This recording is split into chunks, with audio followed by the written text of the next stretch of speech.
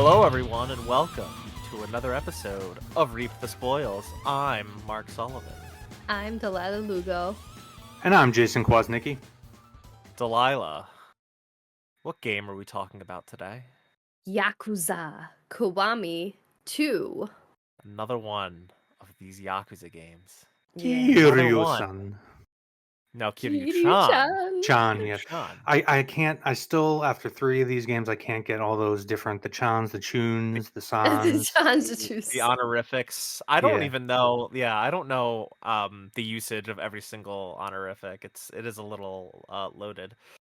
Reap the Spoils, though. I know all about Reap the Spoils. Because Reap the Spoils is a semi-monthly spoiler cast where we play a game typically.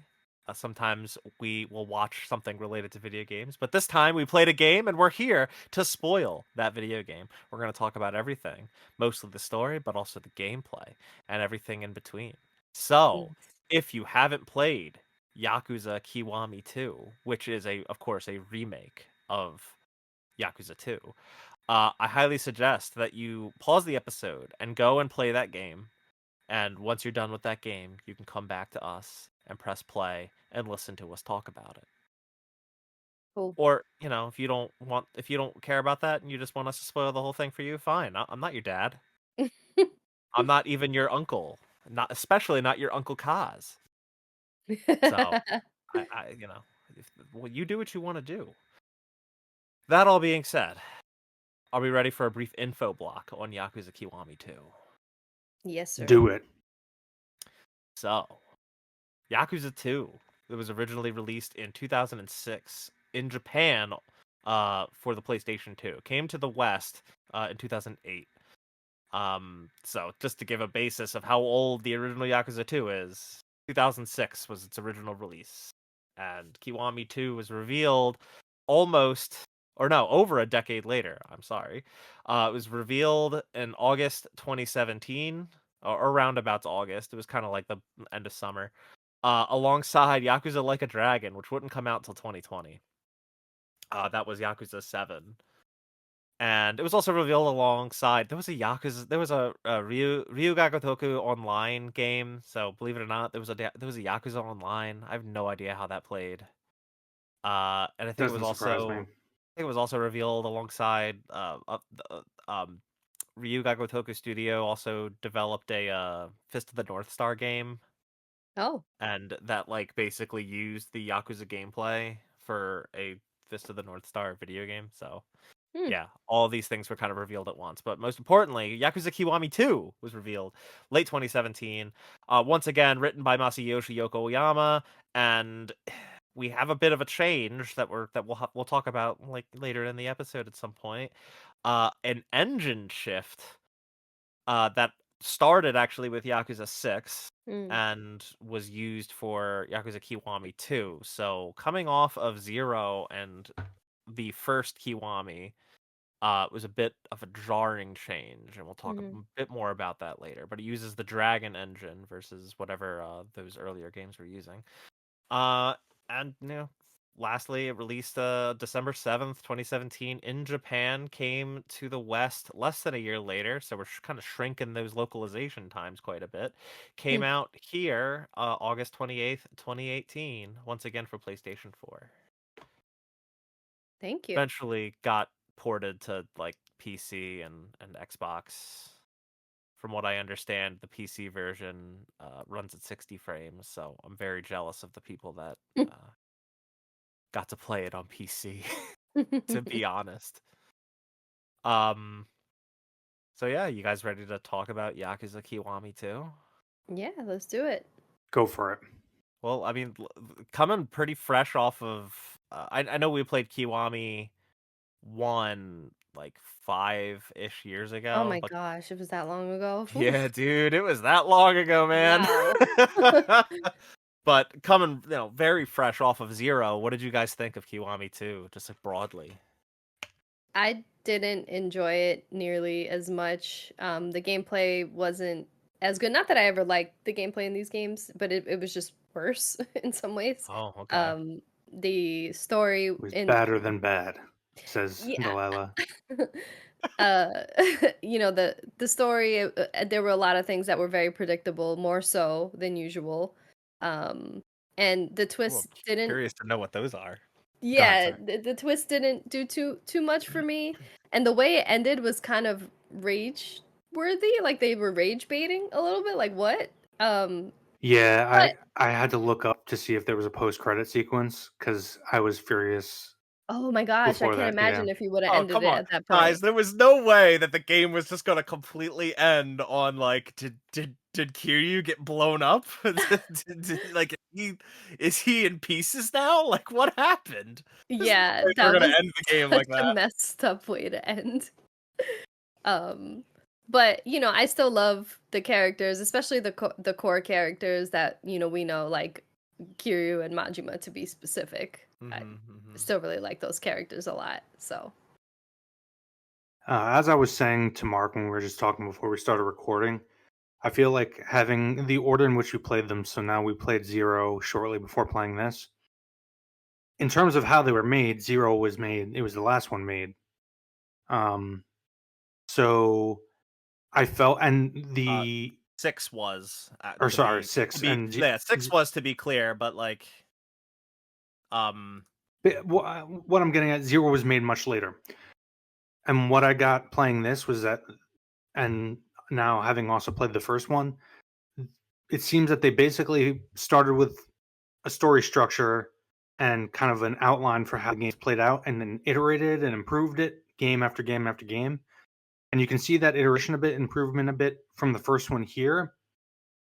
But having played Zero, where they had years and several games to iterate to get to like that really good place that we all so enjoyed, it's not that this game was necessarily bad or I didn't enjoy it. I could just tell coming right off of Zero that this was an earlier iteration of that mm, formula.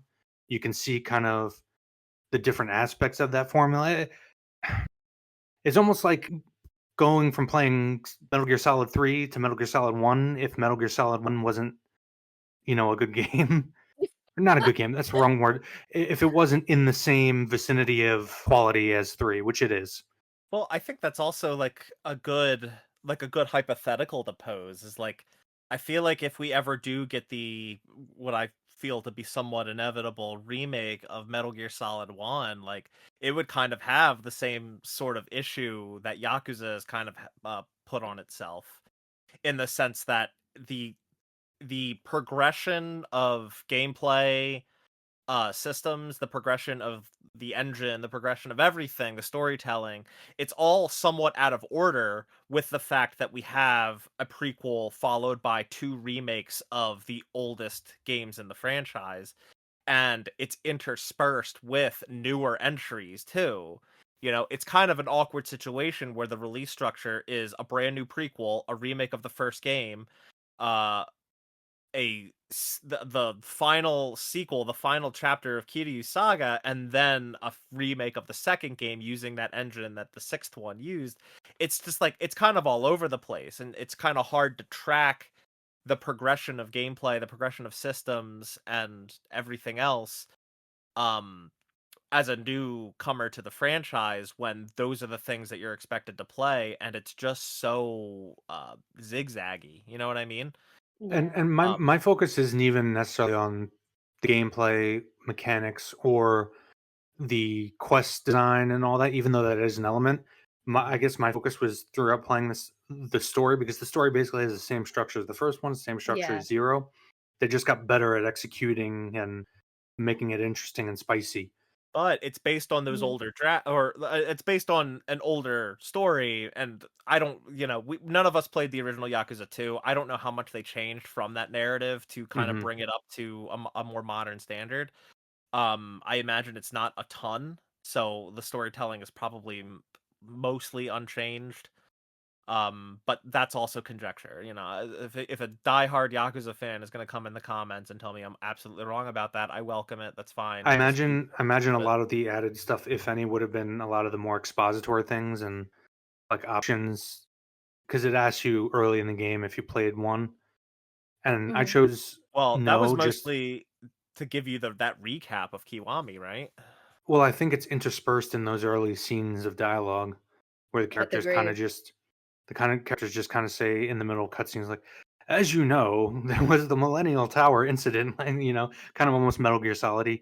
By the way, can I just say before I started Kiwami 2, I you guys know I went back to do completionless stuff in Kiwami 1 that I never got around to when we played it years ago. Mm. I also rewatched every cutscene of that game Oh my to gosh. refresh myself for this one. It took me like an entire day to watch every single cutscene in Kiwami. I had Wow. no fucking idea they were gonna give an extremely thorough and helpful recap at the beginning of Kiwami 2. I I wish told I you. Did you say that? Yeah, I told you Ah, in I think during the Yakuza 0 episode. I must have just totally spaced on that It's fine. because oh my god.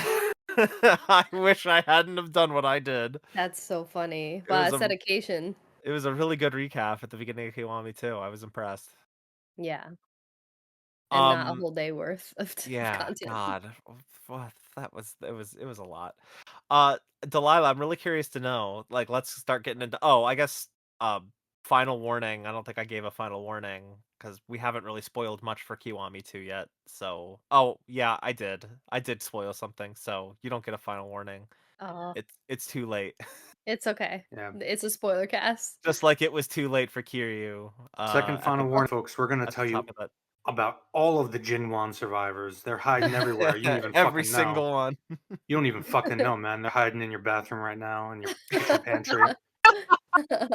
Lila, I'm really curious to know, like right off the bat, what things did you find predictable? Because I don't know that I found a lot predictable.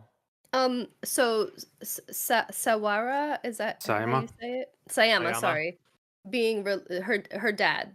That I saw when Yeah. they were in their infirmary and they were like she was like, "Oh, Oh, I don't know okay. who my dad is." The way they looked at each other was just like He's also the first obvious character we see in foreshadowing. the game. Yeah. Mhm.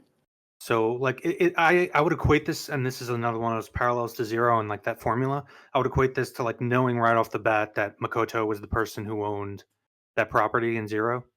Yeah. Um, hmm like Yeah, I called that, but it's almost like something that's set up for a twist that's obvious to distract you from more twists later. Even though I agree with you, Delilah, they didn't do as good a job as making those twists unpredictable as they were in Zero. well, Yeah. I don't know, because I thought they set up the intrigue pretty good for a while until I don't know if I missed it at the very beginning. If they established that the baby in the building was a boy, but I spent a good chunk thinking that that baby was her. And turns out I wasn't too far off. It was her brother. The Yeah. real question that I Well, didn't that's see, that's the that's real the thing one I that didn't they see didn't good. coming. Yeah, Yeah. that's the twist that I started predicting later on in the game. It wasn't as well hidden as twists in Zero. I don't want to get too much into detail on the twists in Zero, but Oh yeah. Well, yeah. No. I guess Also warning. We're probably gonna be spoiling I'm gonna Zero keep and it. Kiwami.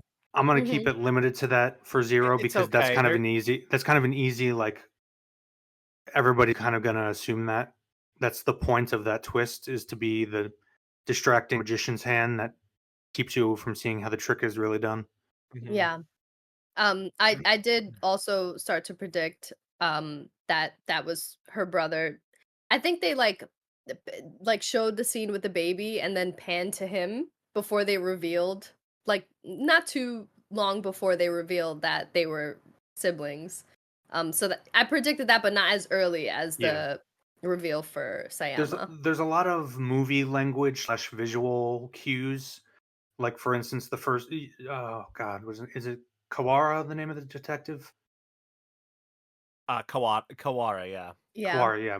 So Kawara is the first character you see. You see him interact with that baby royal. That's kind of visual language that he's going to be connected to that child. Obviously, the stuff that they're trying to obscure is that that's actually Ryuji. They hmm pronounce it weird in the actual game. I kept getting confused. If I didn't know if it was like a transliteration thing to the Mm. subtitles, but yeah, no, I called this Saiwa, especially because of the emphasis on her being an orphan, and it started making sense that Ryuji probably was too, because it makes it clear that he's not actually the Omi Alliance chairman's son, and you get more of that and more of a clear angst about him, not being the true heir and whatnot. the heavy emphasis on orphans, obviously Mhm. setting up Kiryu to kind of be not like a mentor, but that's kind of the point of relation that he makes with this character. And I think it ends up in one of the best parts of the story, which was the romance. I actually felt that was kind of not forced, pretty organic, but that maybe that's just me. Oh, No. yeah. I thought it was great. No, Yeah. that's what I'm saying. Yeah, I like. Yeah. I think it was one of the better parts of the story No, was the romance. Yeah, Mhm. I'm glad I'm glad you feel that way because yeah, I loved it. I really did.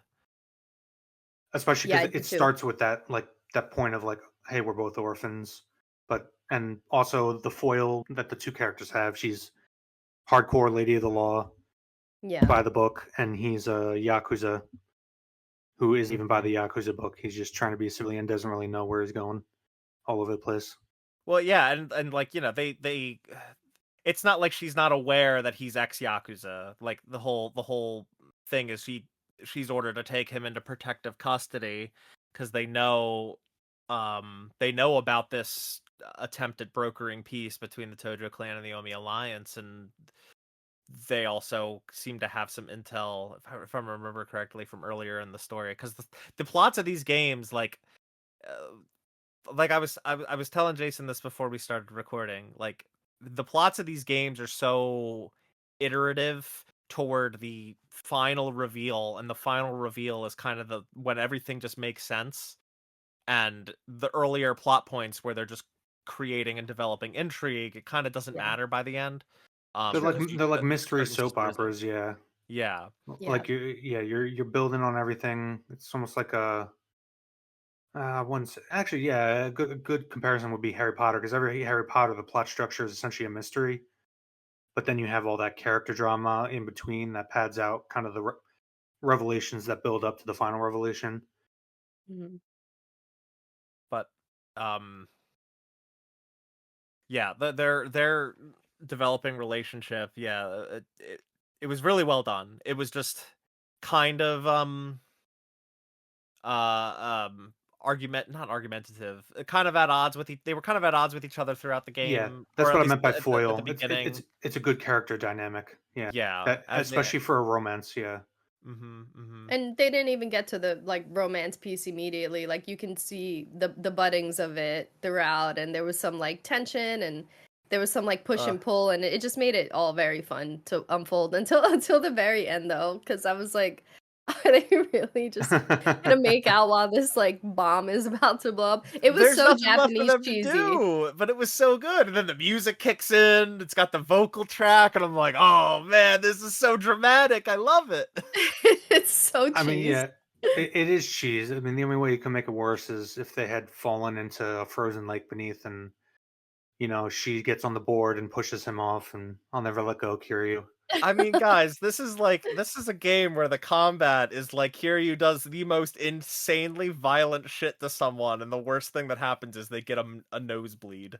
Yeah, somehow guns are Yeah. like off limits, even though they're really not. But we talked about this in the Zero episode. It's so weird the lines that are drawn. It's like kind of weird anime But rules. yeah, Like, it's also just like that's kind of the law in Japan, and I guess the rules of the Yakuza. There's probably some little bit of like background info that we don't really know about the Yakuza as an yeah, actual this is organization. something I mentioned in Zero, and I probably did in the original Kiwami. I don't remember if I I brought it do up, but I do know the that it's the actual basically rules and impossible cult to own a gun in in Japan. Japan. So Yeah, yeah, that's kind of what I assumed, even though like so many people have guns throughout the series and use them. But they're an organized crime. That's why.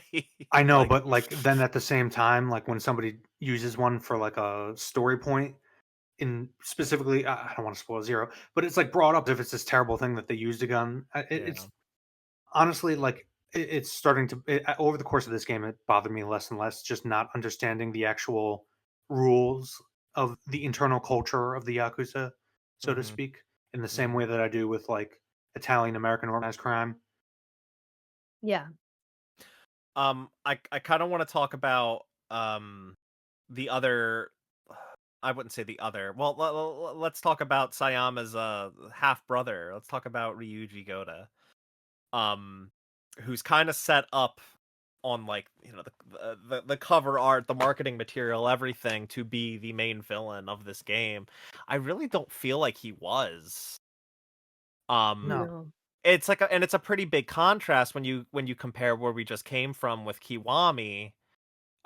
Sorry, not where we just came from, but the game that happens right before this, Hmm. where Nishiki is kind of in a similar situation to Ryuji, where you don't see him a ton throughout the game, and he's obviously a rival to Kiryu, despite being his best friend. He's kind of changed. He kind of changed over the year that Kiryu was in jail, and ultimately the two of them are heavily at odds with one another. But you still feel like by the end, Nishiki really is the villain of that game.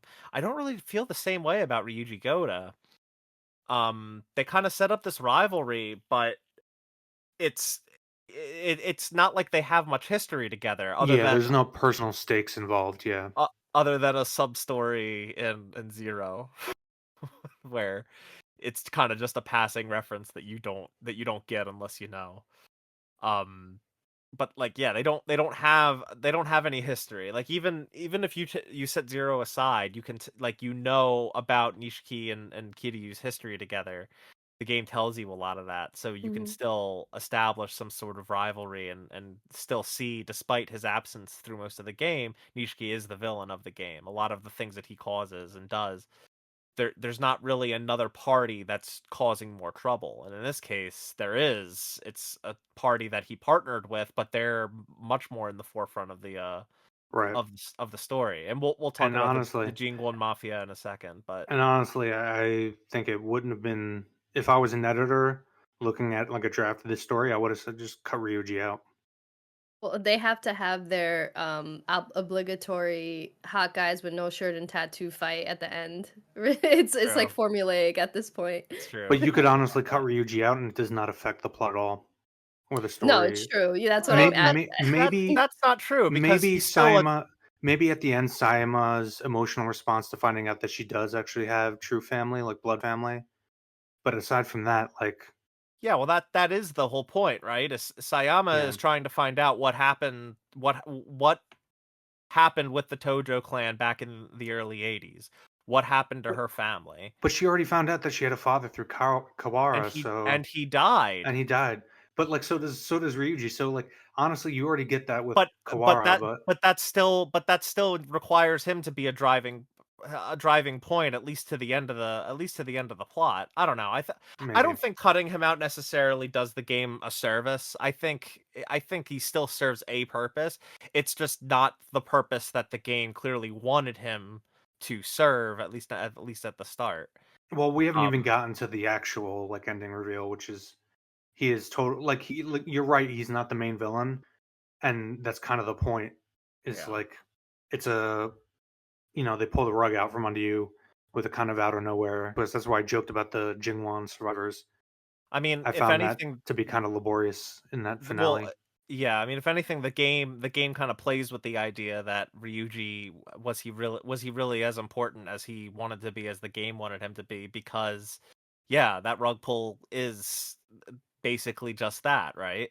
He finds out that he was a pawn this whole time in service of the Jingwon Mafia that he thought he was controlling or that he was working with. They were really just playing him in order to enact their own goal, which was take revenge on the Tojo clan, or specifically the Dojima family. Which I Which at this, guess Kiryu was also in the same situation. uh, what do you mean? Like Where which? like where They like were he's using up Kiryu to yeah. further everything. Yeah. Oh Yeah. yeah, yeah, yeah. I mean, but it's also I don't know. It's also kind of interesting. Like, is there much of a Tojo clan left for them to take revenge on? Well, Uh, and this was like honestly, I would, if anything, I would have cut out Ryuji because you already have Kawara to establish that's plot for Sama, and I guess we'll get to it, but I can't remember his name because he comes in and then just goes away. Dojima, who? who again you meet in pass, not even in passing, have full quest with him in Zero. Dojima's son, Oh, Daigo. Daigo. Thank you. Yeah, Um, yeah. He's pretty unimportant to this right game, I'd when he say. should have been super important, at least in my opinion. I mean, he could have been. He definitely Like could have been. with Kiryu as a mentor, kind of as Kazuma was to him. Yeah. Yeah, I mean, it's possible that happens later in the series. I don't know. Yeah, I True. imagine that it probably does. But the game does kind of start off that way, right? Like the whole Hmm. the first chapter is Mhm. going to find him and get him to stop Yeah, being a they little punk introduced and him before Ryuji, yeah. Yeah. so I thought he was going to play a much more prominent role than he already And Mhm. does. it's also interesting that Daigo is the one that has a history with Ryuji. Ryuji, like, didn't he? I think he put him in jail. He definitely Which, kicked his yeah, ass no, at one he point. beat the shit out of him, and I think it resulted in him going to jail, which Yeah, kind of changed him. yeah. Um, but yeah, that whole bit is kind of just dropped. Well, they kind of take Daigo out of the story for like a good 8 chapters or so. Like he's just kidnapped and you don't see him. He hardly has anything to do with anything. Yeah. I don't even remember when you rescue him. Was it like that mission when you go up in the one like abandoned destroyed Yes. building? Isn't that Yeah, isn't it that building that Majima fucking drove a forklift or whatever into? A I big like believe so. construction Yes, truck before Majima construction was even established, mind you. but Um that's really my thing with this whole plot is it gets so convoluted that you start wondering like, why didn't they just kill Ryuji here? Why didn't no, the I don't Jingwan just kill the Omi guy here? It starts wrapping around itself a little too much. I don't want to say that it's convoluted. I think it kind of elongates itself, right? With all these like micro reveals, these like I said, the majority of the story we just talk about at the end of the game because that's when the curtain has fully risen. We see the Right. full picture and all the micro reveals throughout the game don't matter as much because we know the truth by the end I think my and ultimate everything else problem is is just that teasing it. I think my ultimate problem is that after Ryuji, when you get to all those reveals that kind of cascade at the end, the rest of them just they're not well set up and don't feel like good payoff. Like I guess we haven't mentioned it, but the fact that in the beginning of the game, yeah, it's Torada, right? Yeah, Tarada, yeah, yeah, yeah. yeah, Torada is killed at the chair, the act, or he was the chairman, and then acting chairman is Dojima or Daigo's mother. yeah, Um, but he's killed. But then it turns out he wasn't killed, and he's a Jingwon survivor. Now, to be fair, they do show that the right hand man of the Omi Alliance is, I guess, his brother. And yeah. throughout the game, they will briefly kind of cut to him just sitting there, contemplative about what's going on, but never actually interfering. I don't Mhm. consider that sufficient setup for like both of them being Jingwan survivors. On top of all the Jingwan survivors we already have been revealed, like Well, yeah, you come to find out like there's a guy I don't remember his name. I didn't write him down because he was fairly unnecessary. the Like guy in to the talk about. florist crew. He's on the computer, the hacker guy. No, not even him. I'm talking about the one police officer that was a Jing-1 survivor. Oh yes, yes. That I think he winds up dying I swear to somehow. God, they're like fucking Hydra, dude. They're just everywhere. And well, it's interesting because I feel like I don't know, not to be insensitive or anything. I would think that actually I'm just not even gonna say it because I don't even know how I'm gonna articulate this point. Because from the this is a Japanese game that originally, from a Japanese perspective, there's much more cultural history slash rivalry with the Korean. So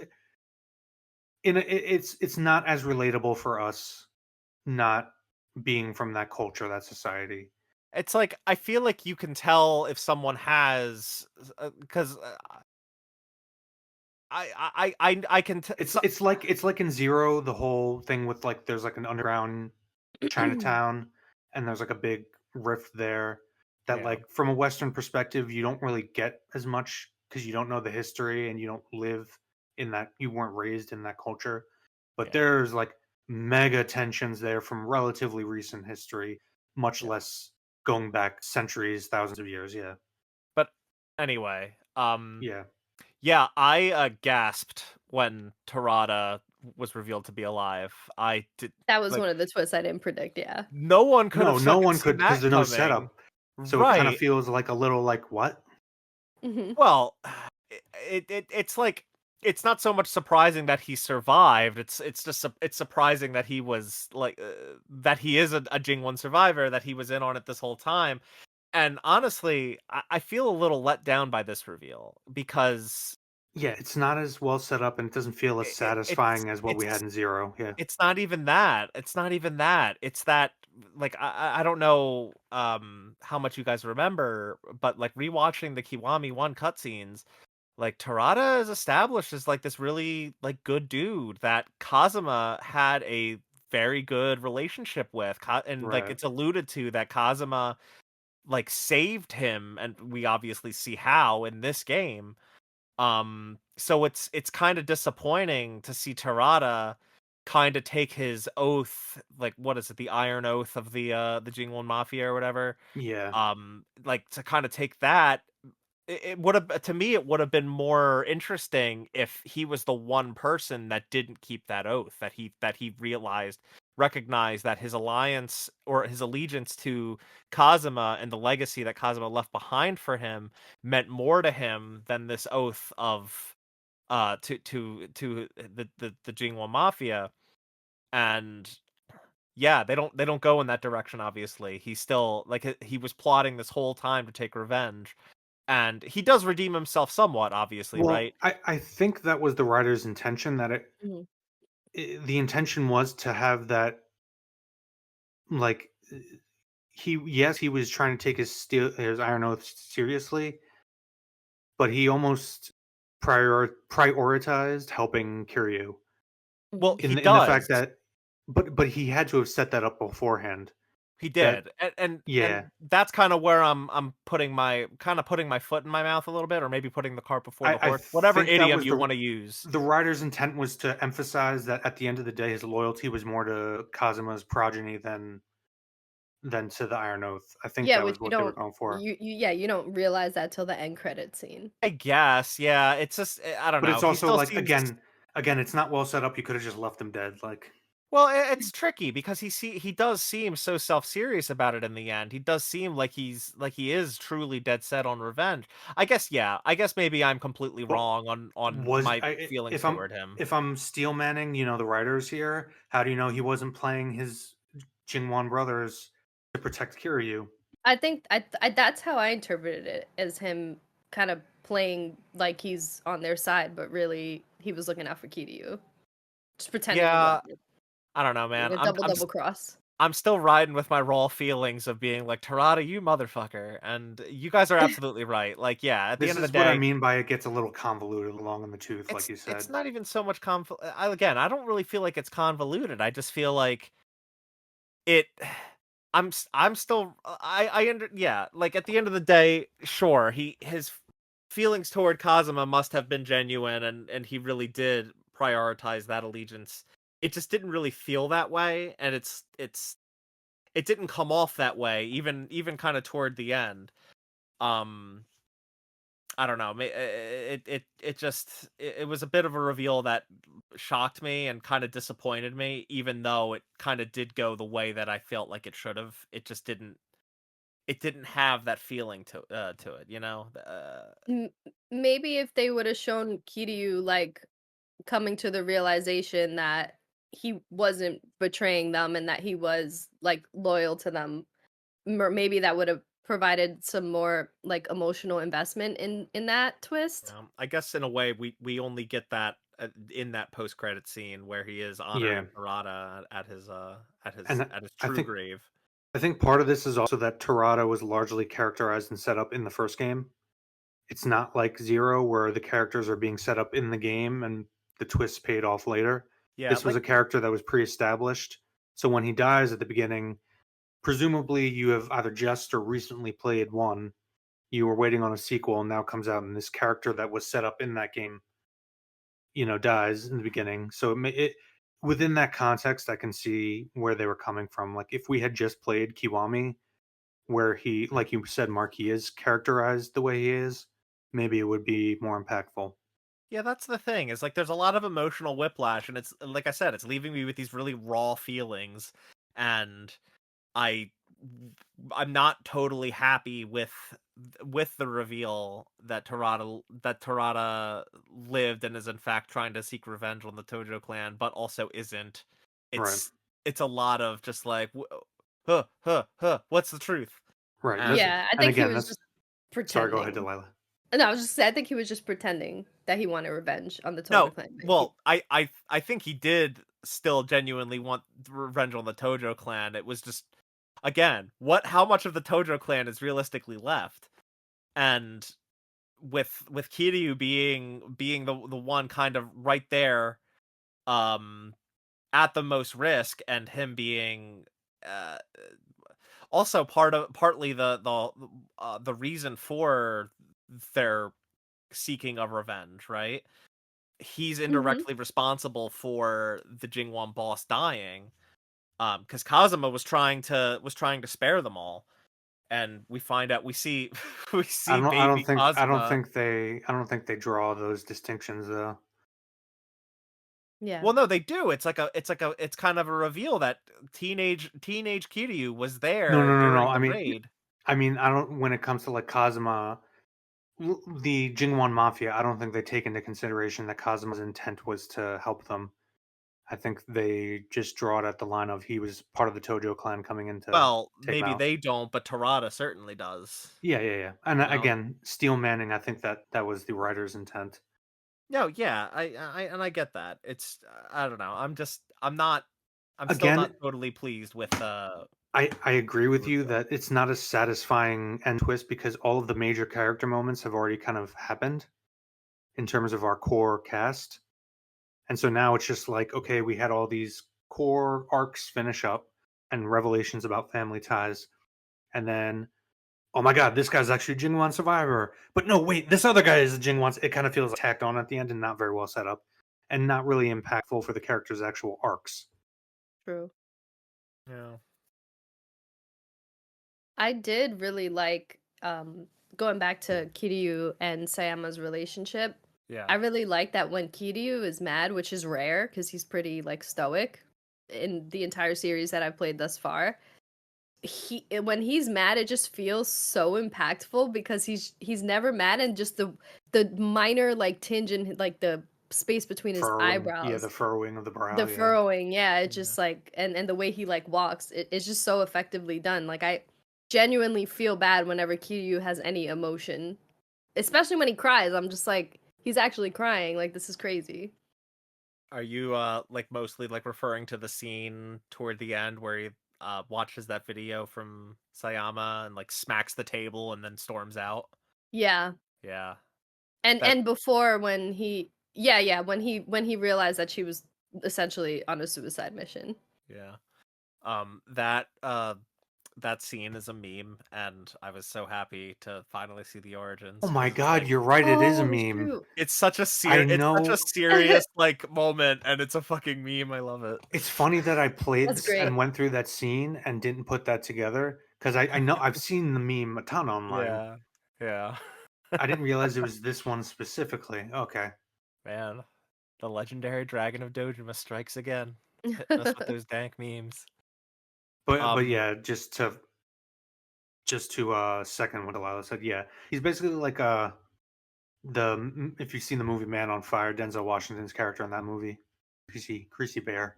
Um in terms of like, never showing the emotion, but then you have these characters who kind of are able to slightly pierce his heart and make him endearing when he does in those rare moments show emotion. Yeah, like you know it's serious. Yeah. yeah. Also, something I didn't fully realize until I was writing up the notes and put Kiryu and Ryuji's names next to each other. Though the kanji in Kiryu's name doesn't seem to be the same as Ryuji's. Ryu means dragon in Japanese, and they both have Ryu in their name. Mm. Hmm. So I thought that was a neat little touch. Though I don't, Well, they again, also it's not the same kanji in Kiryu's name, so that might not Mm. be fully intentional. listening to the actual audio of the dialogue, it doesn't sound like they're saying Ryuji. Maybe it's just a pronunciation thing, or just the way they're saying it, or maybe I'm just an idiot. It sound it sounded like they're almost saying like Zooji or something. I don't know. Nah, it's probably just a pronunciation thing. Or maybe they're using a Korean name for him because he technically is half That's what I Korean. thought with a lot Mm. of the characters speaking in this game. I was wondering if they're actually speaking Korean because some of it. I had a friend growing up who was from Korea, and spending a lot of time at his house listening to his parents talk Korean. It did like sound a lot like it. So I'm curious. I never looked into it while I was playing, but Mm. Could be. I don't know. Not What sure. did you guys think of the parts with Haruka when you have to like take her on around Kamurocho I and mean, I liked them, but I feel like they just used Haruka kind of as a plot device a little bit in this game. yes, Mhm. You know, just to because at the just to give beginning she's additional like, stakes for Kiryu. just like, "Oh, Terada died. I guess I'll go to the orphanage and let you go do your thing, Uncle Kaz." Like, and then I she mean, I just thought shows that up I thought that towards part the was end. fine, but I thought it was No, like when but they I mean, when in they general, like kidnap her and stuff. It's like, she just well, okay. that's what I'm saying is that she just disappears from the story, so you assume okay, Kiryu's going on an adventure, but then yeah, they kind of predictably all of a sudden bring her back, and you know Yeah, it's just for that purpose of creating tension in the plot. yeah, yeah, I raising the agree. stakes.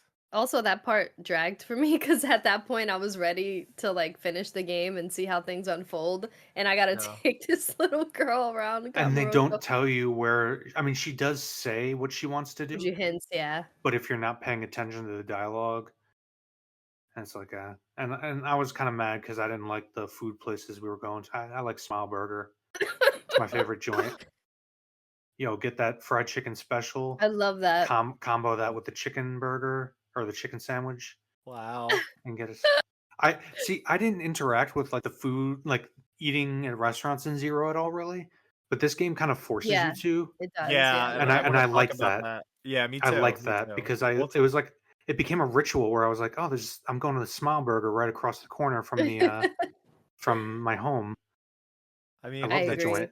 it's kind of amazing what adding a stomach meter does to change the kind of the process of playing your game, you know? Right. Yeah, I also and it also heals you too. And I love how if you have steak, you'll get a lot of health Hmm. and fullness. But if you have something like a fried chicken or a burger, you won't get that much health, but you'll get the fullness, which is kind of like realistic to life, right? Like if you have seafood Yeah. or like lean meat, it's healthier for you and stuff like that. So I thought that was a cool little detail. Yeah. We'll talk more about that later when we talk about like some other gameplay additions, but um I mean, I feel like is there anything else you guys want to talk about the main story of 2 before we move on to Majima Saga? I felt like so they kind of insert the side. I didn't really engage with it all further than what it makes to for the main story, but I felt like the four what is it, four cloves club, four something club, the Oh, one that like Forshine? four Cabaret shine, Club? yeah, kind of gets like tacked on, and they kind of make you sit through Well, the they beginning of that kind of story. And because it's a major side quest storyline, so I they know, have I to know, kind I of know, start it organically.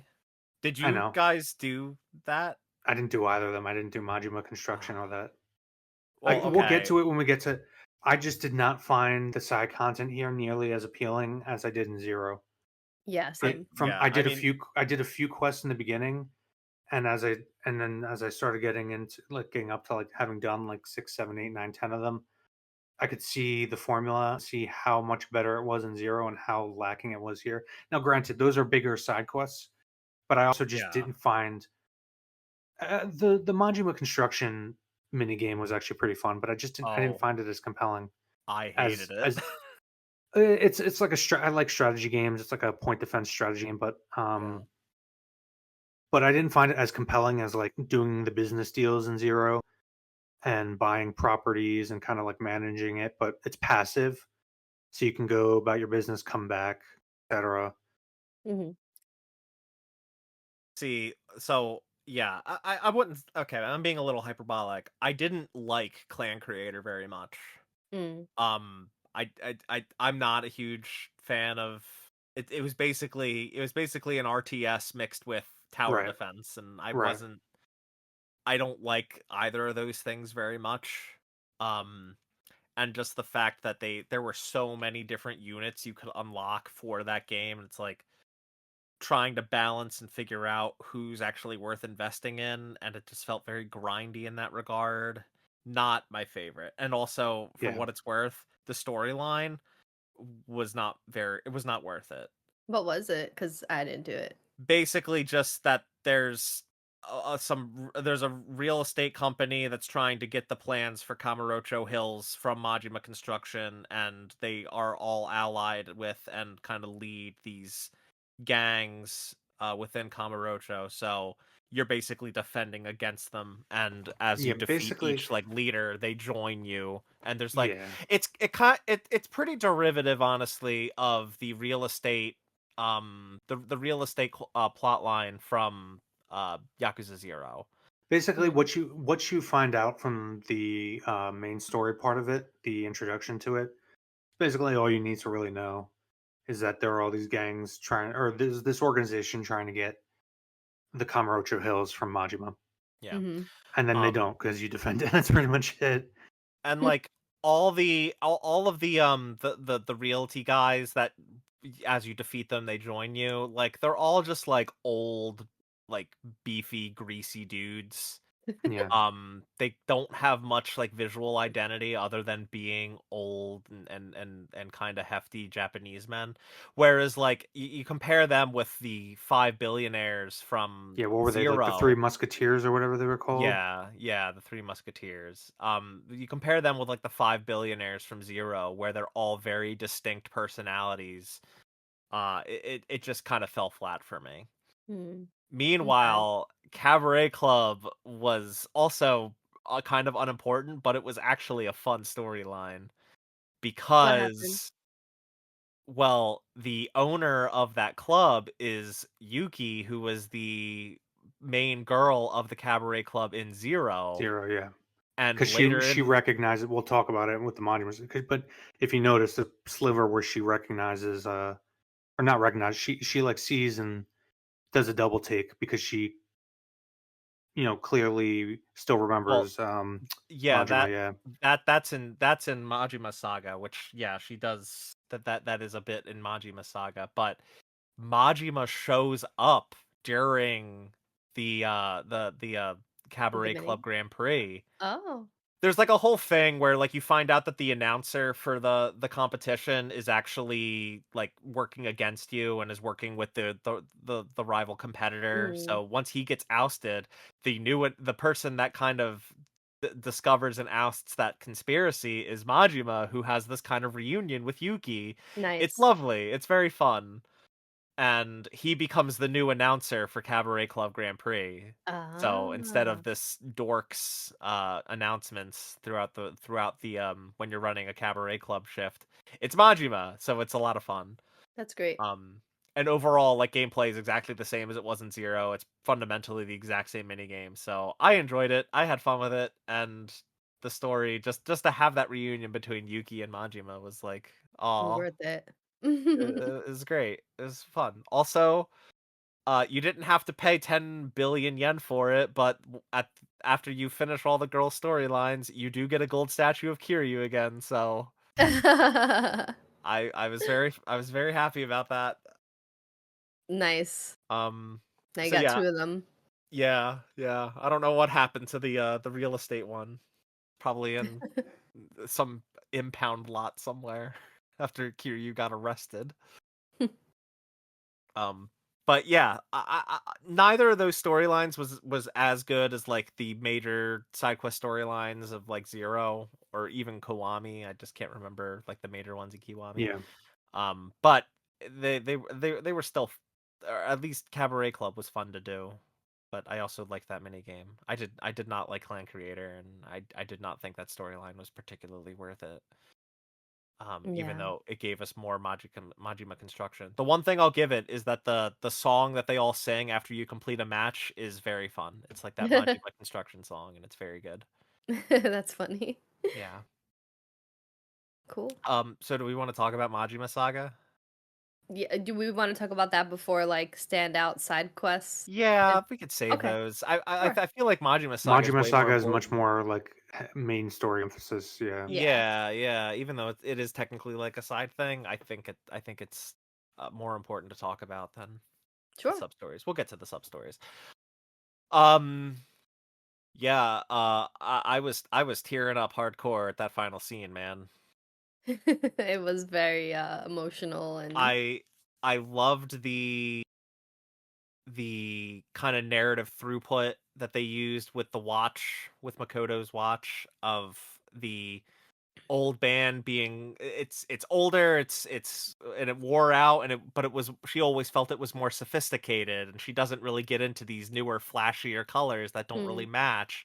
It's kind of a metaphor for Majima. He was more sophisticated, now he's a Right. little more flashy, he's a little mm. more ill-fitting for her and stuff like that. And I loved that, even though it was heartbreaking and almost made me cry.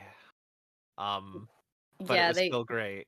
they got closure. I mean, after I didn't think that was gonna happen. I thought they were gonna end it where it was, which I kind of liked where they ended. Like I would have been fine without this like little side story, but it's Oh also kind of no. nice. Yeah, Yeah, well, like I would have been fine without it too, but yeah, I'm so happy we got it. I'm yeah, and I so mean, happy we got it. considering that this was added on, this was not originally in Yakuza 2. No, because Mm. This was Makoto wasn't a specifically character. right. And it just and it only takes like an hour and a half to get through it, and there's no like there's no progression system within it for like the combat. You're just basically overpowered from the get go, so you're really just meant to play the story. Um, and it's only an hour and a half, and yet it goes back to what I said before about there clearly being years of iteration and growth in execution between this and Zero, where this was created much later after Zero, obviously, and there's such a contrast. And not to say the dialogue is bad in the main story of Base Kiwami 2, but it is operating on another level of subtext just in this hour and a half Majima segment. Like when he's walking out and she asked, what, was your, after she massages him and he's walking, she asks, oh, was it bad? And he's like, no, you worked out some muscles that have been killing me for, what is it, 18, 17 years or whatever. Oh, Yeah. oh, There's so so much. good. Yeah. And exactly what you just pointed to, Mark, about her talking about the band and it, not looking as good as the old fashioned one, and all of that subtext layered in, and the details that he hears, and the fact that he's the first one apparently that she's ever told her story fully to. So much meaning behind every word. And Mm. like I was saying to Mark beforehand, at times between Zero and that, it almost makes me want a Majima focused series more than the Kiryu one. Not that Well, Kiryu is bad, but more that just Kiryu is a pretty standard character archetype, whereas Majima seems to have more. It's a bit more complex, more going on. well, to be fair, there's like 4 more games for us to Right. go through that dig deeper into Kiryu, but But Jason, you get what I'm saying. may I introduce you to Like a Dragon Pirate Yakuza in Hawaii? I know. I know. Oh, we'll get there. But yeah, I agree with pretty much everything you said. It Mhm. like, for it to be a such a tight little story. The only thing that I'm kind of indifferent toward, like, it's this, obviously this is fan service to give characters closure on that relationship between Majima and Makoto. Um and I'm pretty indifferent toward the fact that they did have to kind of tie this in with the greater Yakuza Kiwami 2 plot of this kind of plan for the alliance, not not to, reuse that word, between the Omi alliance and the Tojo clan. It basically just sets Um up why Majima was no longer in the Tojo clan and was yeah, at the construction. Yeah. setting that up, not, and also setting up the fact that there's intrigue between the characters Takashima and Sengoku, and Uematsu. well, I'm talking about the Omi Alliance guys, Oh, how oh, oh. Yeah, yeah, yeah. they were planning to stage a coup Yeah, the guys in that order you to actually take deal with control. in the main story. Yeah, yeah. Yeah, yeah, but like, yeah, talking about Uematsu and what was the other guy's name? The guy that actually survived. Well, I guess Ibuchi, he didn't really survive because he committed suicide, but which was weird. uh Yeah, the actual plot line of how he gets to Sotenbury doesn't really matter. It's really just there as a second epilogue to Zero, almost. his name is Ibuchi. Mm. Ibuchi. Yeah. Um yeah, that part I'm just pretty indifferent on. They just had to kind of tie him to the greater plot and also give him a reason to leave the Tojo clan, which I think was well set up. I think it was good and pretty in line with Majima's character because yeah, of course he takes the fall for something one of his guys did just so he can go fucking create a construction company. Right. Like that's such a Majima ass thing to do, but And it's Yeah. like also an interesting parallel between him and Kiryu that they're both at this point at the beginning of two trying to lead just a normal civilian life. Hmm. well, I wouldn't Or call starting no, your own construction company that yes, changes I its know. motto every time you talk in a normal life, but Normal civilian life in Majima terms. But you get what I'm saying. Like yeah. the for like the friendly bro rivalry, bromancery that they have going on between the two of them, and Yeah. it's fitting that they both are kind of in the same place in their lives. They're no longer Yakuza Oh, officially. well, for what it's worth, at the end of the clan creator storyline, Majima says, "All right, what now that since you're done with helping me with all this, Kiryu, I'm gonna go back to attacking you now." And shakes his hand and then immediately tries to kick him, and everyone else is like, "Bro, that's not cool." And he's like, "No, Kiryu's fair game to me now. No one gets to kill him but me." Um, so back to Yeah. status quo at the conclusion of that. Hey man, he did take a bomb in the face for him. We didn't even mention that. The best scene That in the was like entire the game. best part, That was yeah. great. When Every I feel like The Jingwan are trying to blow up the entire city and Majima is in charge of disarming the bombs, and we just get this briefest scene of his underling like quivering as Majima by instinct is randomly choosing a wire to cut. yeah, he's Doing like, eeny, meeny, miny, mo. "Do you know how to do this? I'm basing it on my intuition." Yeah. A man can't get anywhere without instinct. All right, cut that one, and it just cuts to the building floor exploding. I mean, It like never explains how he survived. It's okay. every time he's in the story, he does steal whatever scene he's in. Like Yeah, Yeah. the scene where he goes to attack the not even Jingwan at that point. It's I think the it's real just T guys, isn't he? Isn't no it? no no no no when he goes to attack the like the invaders the Oh, invading the people Omi. from Yeah, like when the Omi Alliance attacks yeah Kamurocho, I and don't I don't remember if they're Sengoku family people or if they're part of the what is Ryuji's fucking clan called? It's like the it's not the it's like Go Ryu clan or something Yeah, like that. that Goryu. Yeah. sounds Yeah, right, yeah. yeah. I I think it think might have been maybe that's what they were their calling him the people. entire game. Goryu, not Ryuji, Mm. because it might Oh, be well, in honor. Go Yeah, Ryu yeah, is yeah. his clan name. Yeah, maybe that's what Yeah. you're referring to. But yeah, his clan is Go Ryu, and I think it was either them. Well, at that point, are the Sengoku guys any different, or are they all folded into the same clan? It's kind of moot at the end of the day because, like you It's said, Basically, true. they the do a game mass reveals. attack on Kamurocho and Majima, as per usual. Is like with the bombs, he I mean, volunteers to go stop them. Yeah, he goes to fuck him up, and then he gets fucked up, and then the very next chapter, you can go sing karaoke with him. It's like no big deal. He's yeah. like totally recovered, and I'm like, bro, how are you Again, this okay already? at this point, playing through the games, I kind of just accept all that because it's basically like anime. Like, not Very anime. I don't want to say anime rules because that like that kind of diminishes anime because like you've got shows like Cowboy Bebop that take that kind of continuity pretty seriously for the most part, like more serious shows. But I'll say it's more like uh shonen battle manga rules. Like, I mean, Mhm. after playing Zero, after playing 3 of these games, it's like I've come to just accept that Yakuza is a series that perfectly balances taking itself too seriously and not taking itself seriously at all. that's Yeah. fair. And Yeah, it toes that line very well to the point where, yeah, I brought this up in the Zero episode, but do I care that much that Kiryu just got shot and then the no, very next scene he's taking off his shirt and the wound isn't even there? No, I really don't because it's still like the most badass thing I've ever seen. So it doesn't really bother me that much. yeah. For me, that kind of stuff only really matters like in the sense like we mentioned earlier, and I talked about it on our last episode about Zero. All of a sudden, it's like a big deal that Kiryu may or may not have shot somebody with a gun when like you got guys just shooting guns all the time throughout the story. Mhm. I mean, that's a little different because it's brought up as like a serious plot point that Right, right. actually That's what like I'm saying is like as Yeah. we go on playing these games, that stuff stops mattering to me less and less because I realize Yeah. it's really a soap opera about the characters with some crime drama and shonen battle manga action thrown in.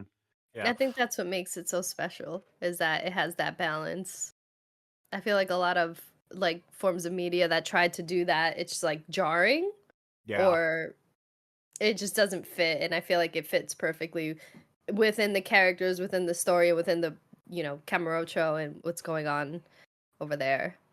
And I mean, a lot of it is the fact that they lean into it so hard. It's not like a little bit one way and then a little bit the other. It's like the both extremes, and it doesn't care, and somehow it also doesn't clash.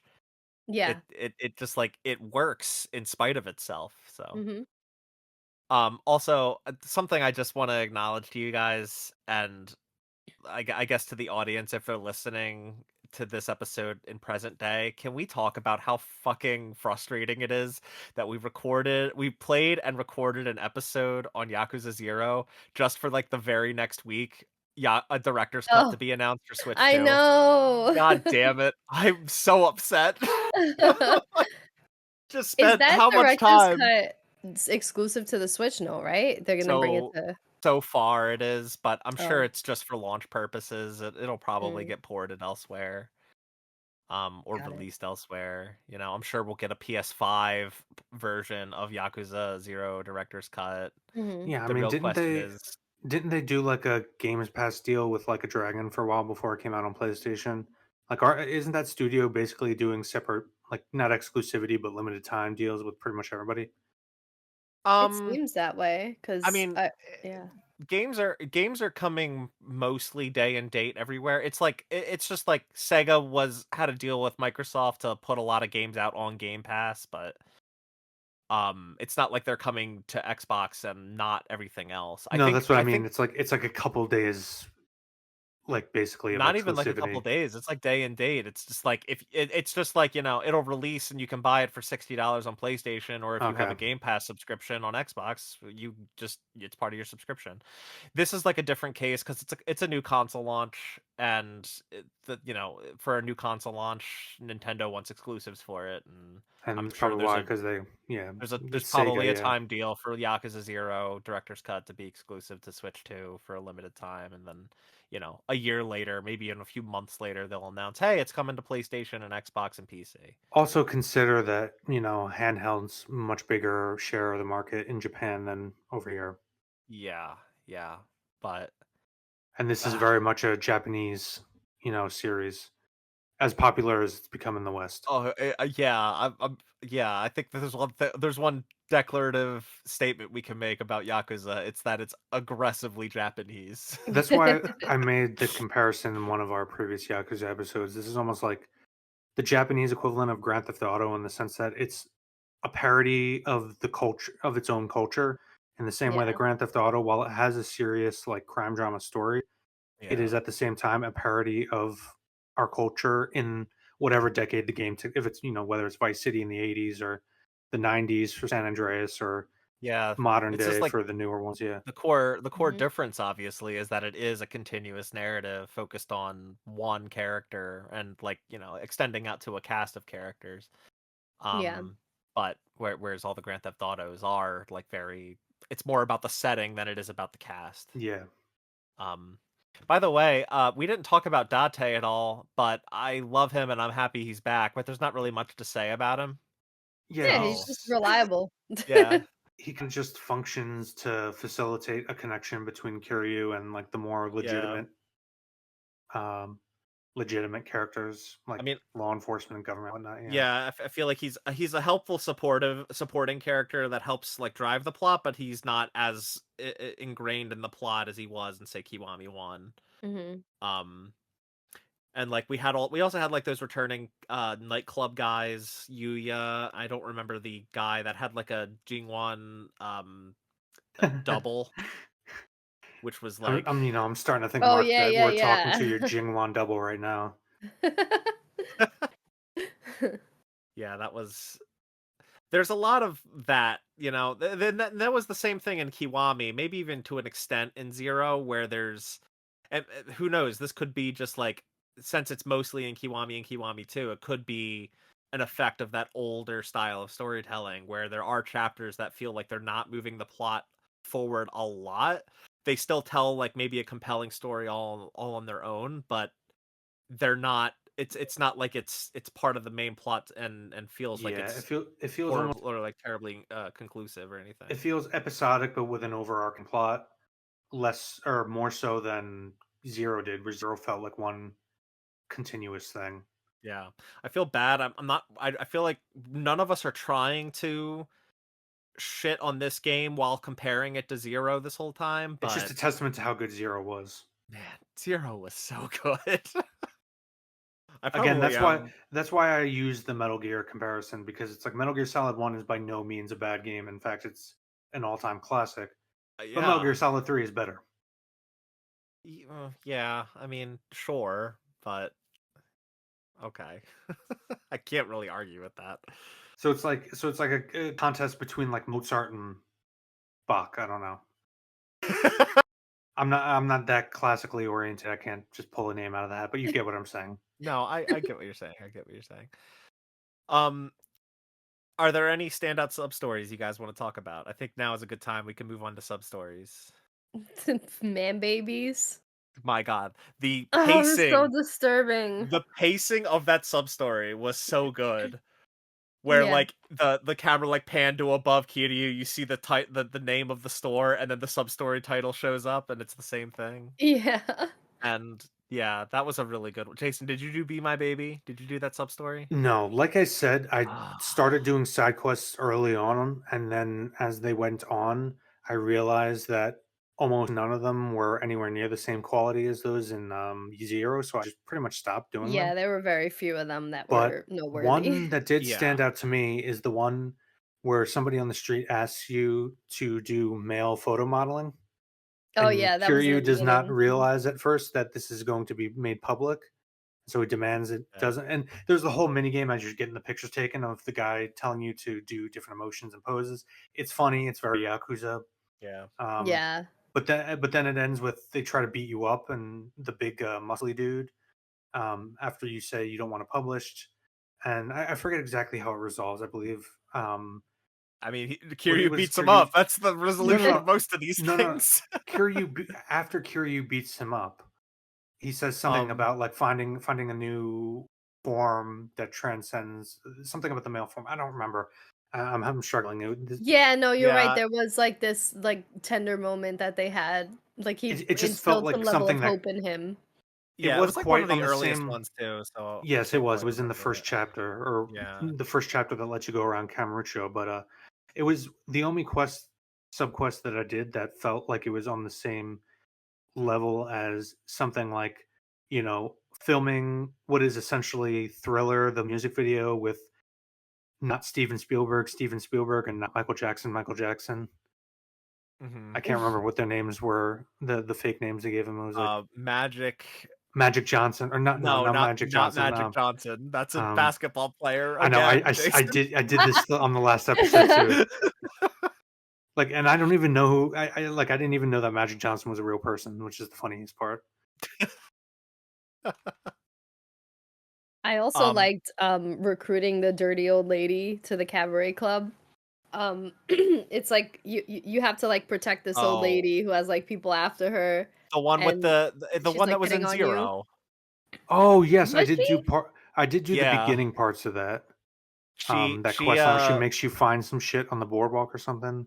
she does the same thing to or a similar thing to Majima in Zero You're where like right. every time Majima Yeah. bumps into her she claims that he's sexually harassing her and then at some point she does it to somebody that's like ready to kill her. Majima protects her and then that's like the conclusion is that she's appreciative and then she shows up at the cabaret club ready to work. Yeah. Basically nearly the same thing happens here except it's she's running away from people that think that she shoplifted. Mhm. And yeah, once again, like she even references Majima too. She brings up like someone with an eye patch that like swooned her like Yeah. years ago. So I enjoyed that throughput. Yeah. Um uh there was also speaking of the modeling one, there was another one where someone approaches Kiryu to do some voice acting work. Oh Hmm. yeah. Did you guys do that one? I didn't Yes, I do it, did. but I did. I talked to the person, the quest giver, that gives Oh, it. Yeah. okay. Yeah, it turns out he's the voice work he's doing is for an erotic visual novel. But So he's that was, doing it alongside another dude. yeah, it was very good. I will Oh, say over it's technically not a side story because it's part of the main story, even though it has nothing to do with the plot. But the whole thing with Haruka, there's like a child actress agent Oh that, yeah, or yeah. a Oh talent yeah, scout agent that's trying to get Haruka, and he's just chasing her around. That felt like that could have been like a very cool side quest, even though it's part of the main story. But and you end up finding that random lady who's sad working at a bar, but she's got a great voice, and hooking yeah. them up. That felt like Yeah. it could have been a side quest from Zero. Well, that's kind of what I'm getting at, right? Is like that's something you have to do on the main story, and like it's not important to the main plot at all, but it is a nice little self-contained story that they force you to do. It is kind of annoying, like having to go back and forth a whole bunch, but Right. like overall, yeah, I like that was really good. That was really sweet. I do agree with the sentiment that yeah, the sub stories in this game were kind of lacking in that quality that even Kiwami had. Yeah. Um, and I know that there were actually a lot more sub stories in Yakuza 2, and this remake actually consolidated a lot of them down. I don't know how Oh, many it cut out. I think it mostly just consolidated down to 75 total. wow. Um, but yeah, I definitely didn't feel they were necessarily up to like the caliber of Zeros or anything. Especially because a lot of them are just those heat action NPCs that you can kind Yes. of Yeah. get, which were really cool and helpful. I mean, it was a blast being able to throw a bowl of ramen at a thug's face. Um, like I liked those. It's just like they made up like a good 10 or so of the sub stories available. So Yeah. it definitely felt a little lacking in that regard. I did feel like overall I liked how much easier it was to track the sub stories because I felt like in the other games I often missed things if I didn't Hmm. like after a certain point they like lock you out of things, whereas here I felt like I knew when to do each thing. Well, yeah, it's like one of the earliest skills you can unlock is sub story finder. So they'll just always be on your map, so you know where to find them. I, I Hmm. I know in Zero there were a few I was missing that I had to look up the starting location because otherwise I think there was an accessory I could have equipped that would have showed me, but I Mm, didn't think about it at the time. yeah. Um, I know there were more sub stories that stood out to me in the moment, but like that's the thing is like a lot of them just aren't nearly as memorable as Zeros No. were, and like I could rattle off several from Zero. I can't think of that many from two Yeah. that stood out to me nearly as much. I feel like there were a few like suicidal sub stories and they will all go to like Iwao Bridge and I'm like, but it's not even that like high of a fall. You'll be probably be fine. Um There was a but pretty good one that you had to have Haruka with you in Kamurocho, where there was a guy on top of a building ready to jump, and it's Oh because yes, he that one spawns right after you come outside with her at the beginning of that chapter, right? yeah. I think so, and he thought that the hostess at the one club he frequents that he like thought that she didn't want anything to do with him, and he's bought her like all these expensive gifts and stuff, and you're trying to talk him off the ledge. Yeah. Um, Yeah, that one was pretty good. Toxic. it's like Yeah. one of the few ones I did involve the character from the previous game that's in like the big square, and he's like, you catch him cheating on his girlfriend, and he's cheating because he thinks she's cheating on him or Oh something. yeah, yeah. He's Oh, kind of like, that was also baked into the plot. That was the florist's son. right. Well, he comes back later, but you don't have to do that side quest, do you? No, I don't remember. that's part of the plot because you're Oh trying to get the God, see, this is the problem, and you put it perfectly, where it's almost like episodic, but there's an overarching plot yeah. for the And main story, and this is why like so much of the main story I forget besides like the main big beats well, because yeah, I mean they almost feel like side quests. Yeah, there's a reason we didn't talk about this or the or the singing lady and the talent agent guy. Like it's not very important stuff. It was sweet storytelling, but it overall is unimportant to the general plot. Mhm. But it's just kind Um, of interesting that my mind almost like just filtered that into side quest naturally yeah, and just I don't forgot it was part of the main It did storyline. feel like side content for sure. I don't really blame you for doing that. Yeah.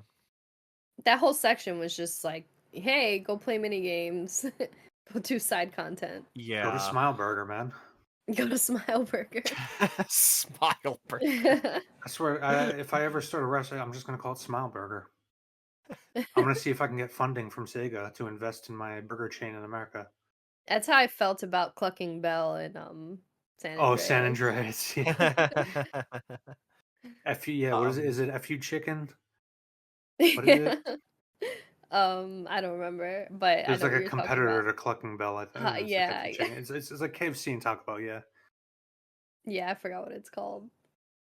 I guess one more that I'll bring up that I did enjoy was the one where there was a salesman out on the street that was trying to hook Date and Kiryu up with internet, and Oh, yeah, Oh, it was like a yeah. big scam. Yeah, Mhm. like some of those ones. There was another one where Kiryu writes his name down to like plant trees in Kamurocho, and that was also a scam where they were trying to extort him. Um, Mhm. that one was pretty good, but yeah, I had to look up like a list of sub stories to kind of remind myself of these.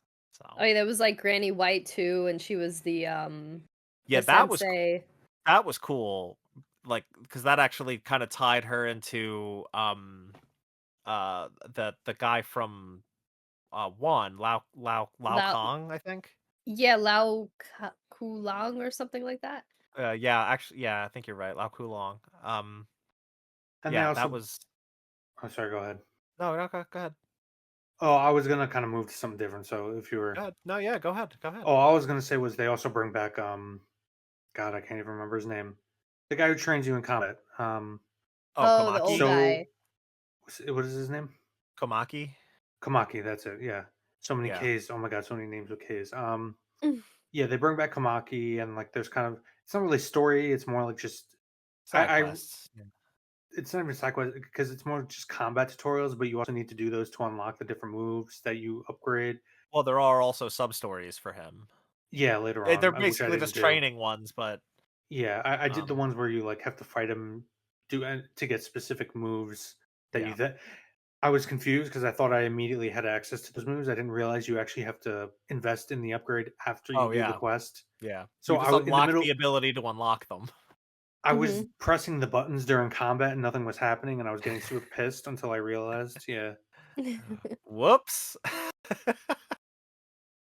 But yeah, any other side stories or sub stories you guys want to talk about? Not really. I thought the baby No. one was the most dramatic. That was the Yeah. best. Like that It if there's a sub story I'm gonna remember from two, it's Be My Baby. it's so disturbing. I mean, Jason didn't do it, so maybe we should tell him about it. Like, you Basically, you fight some thugs and they're part of they're part of a yakuza family, and the patriarch shows up and apologizes for his guy's misdemeanor or whatever, and invites you to go and do a thing that he likes doing. Uh, and so you go to a this like, fetish. well, yeah, you find that out the hard way. He brings you to this like establishment, and Kiryu goes in, and the lady is dressed up as Yeah, I think I get the where this is going, yeah. yeah, well, yeah. Kiryu is like taken aback by the fact she wants him to wear a diaper. He knocks down the wall and finds the patriarch of that family and all of his buddies wearing diapers and acting like babies. And then you have to Oh, fight them in the diapers. and then you have to fight them in the diapers. Yeah, And then you find out that the leader was making all of the underlings do it. And they were like, "Actually, we thought this was weird. This was totally his thing. they He all made hate us it. do it." Yeah. I don't know. I even though I didn't actually play it, probably if I played it, I would think differently about it. But I still think I would have preferred the guy, the giant muscly dude in a thong, gawking over Kiryu, like you are the picture of manliness, and you have to like position yourself. you get to choose which animal pose you do when he asks you to Yeah. try to. Yeah, I thought I that mean was great. that one is good, but like there was a Yeah. little bit more. It's like the Be My Baby one was one of those sub stories that had a little more production value put into it because it actually Right. had like a pre-rendered cutscene and everything. Oh, okay. Mm. So it was one of those that just like had a little more attention and time put into it. There was another one too involving you kind of find this actually was a cool one. Now I'm glad I remembered it. You kind of find out that Yuya belonged to a gang previously. Did you guys do this one? It's not ringing a bell just yet. He used to be part of a gang, and so did the mama at Earth Angel, who is which it I don't know if the intention is that they're trans or if it's just a man who likes dressing Oh, as a woman. sure. Yeah. Um, I know what you're talking about. He is in love with with Kiryu, and used to be in the same gang or group. I think it's just a gang. It's not like a Yakuza family or anything. As Yuya, and like there's a whole um sub story of like kind of reuniting them and kind of finishing up some loose threads that they left behind in their previous life. It was good. Yeah. It was good. And then revealing the true self to the brother, because I guess Yuya was a little embarrassed Mm. that that the brother wouldn't accept the way he presents himself. Again, it's not clear if it's trans or cross-dressing, but doesn't matter ultimately. The fandom wiki page for the character uses she her pronouns, so Oh, maybe that is her identity. So apologies for anyone that knew that and we were using the wrong pronouns, I guess, before this.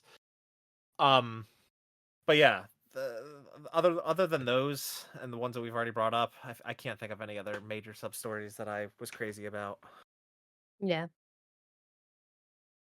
We ready to talk about some gameplay stuff? Yeah, I mean, I don't have Sure. much to say about this, Oh, honestly. I have a Now that lot to say. Neither do Oh, I. All I'll say is I can understand why Mark is going to have a lot of criticisms, particularly about the combat. I yeah. actually found myself enjoying the combat as much, if not. Let me put it this way: the combat in all these games is pretty much, in my opinion, serviceable. Mhm. However, I found for this particular game the lack of as much attempts at depth as there are in Zero, for instance, no stances and all that, actually kind of made me enjoy it more. Keep in mind, in Zero, I almost never change stance unless a boss fight made you for a mechanic, and I was always in the thug stance, the base one. I think it's called thug, Yeah, which is it's thug, it's brawler for Kiryu, thug for Majima. basically what the combat is here. There are no stances, and that's basically the style here. And I was actually fine with that in this game. In fact, I liked how much more emphasis there seemed to be on like picking up shit and items to use. It felt like I was getting charge attacks much more, and it was simple, not that complex or deep, but fun enough. Again, like in Zero, like in One, guns are fucking stupid and shouldn't be in the combat and are just annoying.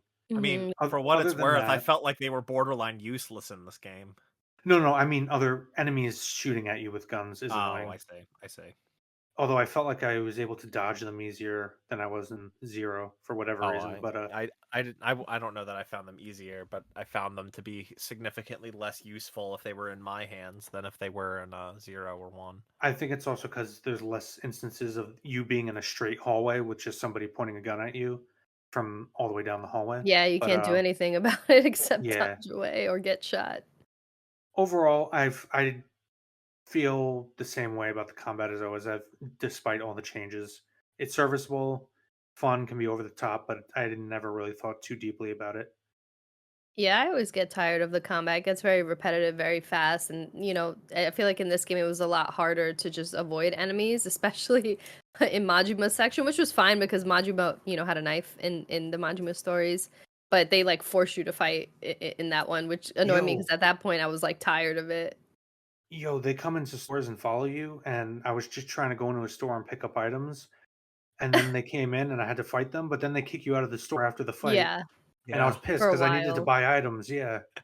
And That then you happened just to me too in a then restaurant. you just go to another Papo. You know, it's just gotta go down the street, man. For me, I was doing it. I had that same situation with the restaurant that you need to like be a frequent visitor for a side Yeah. story, and then I couldn't go in there anymore for a while. I was like, oh no, I just want And this story over yeah, with. some stuff you can only buy or sell in specific stores. Yeah, so it's annoying. Yeah. Yeah. But I mean ultimately I do like that it was a little bit more streamlined, especially the progression system. Like I felt like I could afford the things that I could Yes. upgrade, which was kind of nice. I kind of Yes. I hated that you had to like grind to, buy the upgrades in Yakuza 0 and I think Kiwami 1 if I'm not mistaken. Well, So it was nice how streamlined it was. I don't Kiwami 1 definitely changed to an experience-based system. I don't think it's the same experience-based system that Kiwami 2 uses.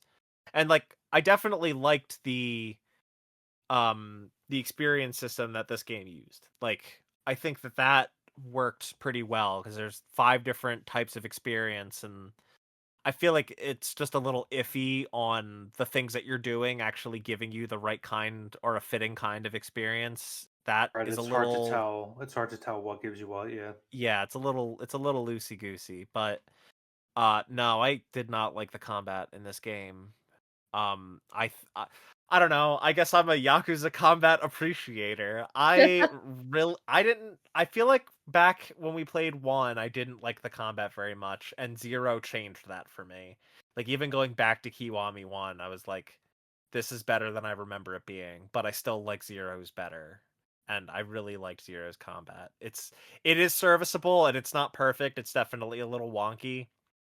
Um but I still liked it a lot, and I thought that it did have a lot of depth with those different stances and changing the combat styles. Like I don't know, Jason, I change them all the time, and I like that. That's clearly how they want you to play for the most part, especially given or depending on the circumstances. I know. I was just saying from my experience, No, just I because I know, I know. I preferred that base style of fighting more than any of the other ones. So I just That's stuck with it. and that's fine. And I definitely had like my favorite one that I would use more often than the others for I think it sure. also But had to do with the progression system because, as Delilah mentioned, it felt like you only made enough money to buy an upgrade once in a blue moon. So I just focused on that one style. see, I don't know what that experience is like because I did everything, so I never hurt for money. But Yeah. with this game, I do think the progression system is better, but Yes. yeah, the combat is just like this is like the most monotonous, boring combat in the 3 games that we've played. Uh trading the styles for weapons, duh, I just didn't like that. And it's kind of a weird system, especially it's especially frustrating if you get into a fight with like one guy and he has a weapon, you never have a chance to pocket it. Mhm. Hmm. um which sucks. That blows. um so this whole weapon based system, just wasn't a fan of that. And like also very frustrating when you go to store your weapons in an item box and there's no like auto sort. You have to sort like one by one, and that Oh yeah. sucks. It's Yeah, just I didn't horrible. mind the weapon combat because I generally just don't care for the combat in these games, period. It's not why I'm Yeah, playing it. right. So I could do with or without the complexity of it. But I did find that at the very last battle with Ryuji, it should have been forced hand-to-hand combat because it felt like it would have been more epic. Like I felt a little silly whipping out a weapon and just demolishing him. And that's also like kind of the thing is I don't think I used a weapon in that fight, and Neither did because of I that know. reason, and I feel like there were a lot of fights where I didn't use a weapon because it just didn't feel right. But that's the combat system. Right. So like they kind of put something in that is ill-fitting for the kind of game that we're playing, and I just don't like that. Like combat styles to me just make so much more sense for who I'm playing as and how the narrative has gone thus far. And, like I didn't use weapons very much in 0 and Kiwami, kind of for that reason. And now it is the combat system. Yeah. And that sucks. And like they also added the charge attacks. I didn't use them very much. Kind of forgot they were a thing, and I feel like they didn't really help all that much anyway. So it Well, kind of they felt moot. do. You do need to use them to like break certain blocks and stuff. I They hardly are had to useful. use them. I honestly forgot that they existed for the majority of the game. But no, I understand what you're saying. Again, like I think your take is completely fair. Just and I think Delilah seems to agree with me. Like I wasn't paying that much attention to the combat and was only engaging with it when I needed to. And at those whenever I engaged with it, it was fun and flashy enough to achieve kind of the experience it seems they're trying to get across. Yeah. Yeah, I guess out of all of us, I'm probably am the one that enjoyed the game that has enjoyed the gameplay most. Yeah. Um Hmm. which In a if, perfect world, for me, Yakuza would have Sifu combat. Right, right. gonna have to be a way shorter game Oh yeah, you for them can to put that much emphasis on Well, that. definitely. look, it just feels like an old school like Sega Genesis 2D beat 'em up brawler, but in a 3D plane, where they just throw a bunch of thugs or yakuza on the street at you, and you Yeah. just beat it. I just like the simplicity of that. But I do feel like it does, like I said, it had Zero with its combat styles, it did have a considerable amount of depth, and I just feel like a lot of that was lost with this game. Um It you definitely can does. even and you can even kind of see that with the change in engine. Um Mm. they with the Dragon engine, it looks very pretty. Like very pretty. Some of the characters, like they even sometimes in certain shots, certain lighting, they even look a little uncanny.